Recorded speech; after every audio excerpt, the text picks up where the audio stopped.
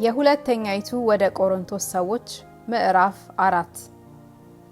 ስለዚህ ምክንያት ምሕረት እንደተሰጠን መጠን ይህ አገልግሎት ስላለን አንታክትም። ነገር ግን የሚያሳፍረውን ስውር ነገር ጥለናልና በተንኮል አንመላለስም፣ የእግዚአብሔርንም ቃል በውሸት አንቀላቅልም። እውነትን በመግለጥ ግን በእግዚአብሔር ፊት ለሰው ሕሊና ሁሉ ራሳችንን እናመሰግናለን። ወንጌላችን የተከደነ ቢሆን እንኳን የተከደነባቸው ለሚጠፉ ነው። ለእነርሱም የእግዚአብሔር ምሳሌ የሆነ የክርስቶስ የክብሩ ወንጌል ብርሃን እንዳያበራላቸው የዚህ ዓለም አምላክ የማያምኑትን አሳብ አሳወረ። ክርስቶስ ኢየሱስን ጌታ እንደሆነ እንጂ ራሳችንን አንሰብክምና ስለ ኢየሱስም ራሳችንን ለእናንተ ባሪያዎች እናደርጋለን።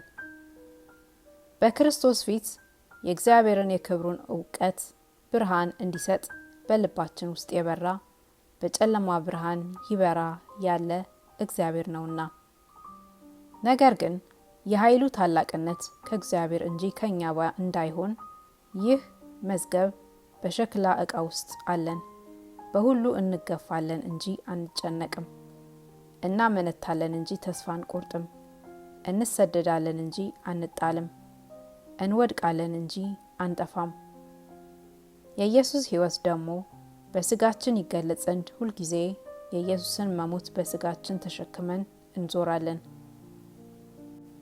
የኢየሱስ ሕይወት ደግሞ በሚሞት ስጋችን ይገለጽ ዘንድ እኛ ሕያዋን የሆንን ከኢየሱስ የተነሳ ዘወትር ለሞት አልፈን እንሰጣለንና፣ ስለዚህ ሞቱ በእኛ ሕይወቱም በእናንተ ይሰራል። ነገር ግን አመንሁ ስለዚህም ተናገርሁ ተብሎ እንደተጻፈ ያው አንዱ የእምነት መንፈስ ስላለን እኛ ደግሞ እናምናለን፣ ስለዚህም እንናገራለን። ጌታን ኢየሱስን ያስነሳው እኛን ደግሞ ከኢየሱስ ጋር እንዲያስነሳን ከእናንተም ጋራ እንዲያቀርበን እናውቃለንና፣ በብዙዎች በኩል የተትረፈረፈው ጸጋ ለእግዚአብሔር ክብር ምስጋናን ያበዛ ዘንድ ሁሉ ስለ እናንተ ነውና። ስለዚህም አንታክትም። ነገር ግን የውጭው ሰውነታችን ቢጠፋ እንኳን የውስጡ ሰውነታችን ዕለት ዕለት ይታደሳል።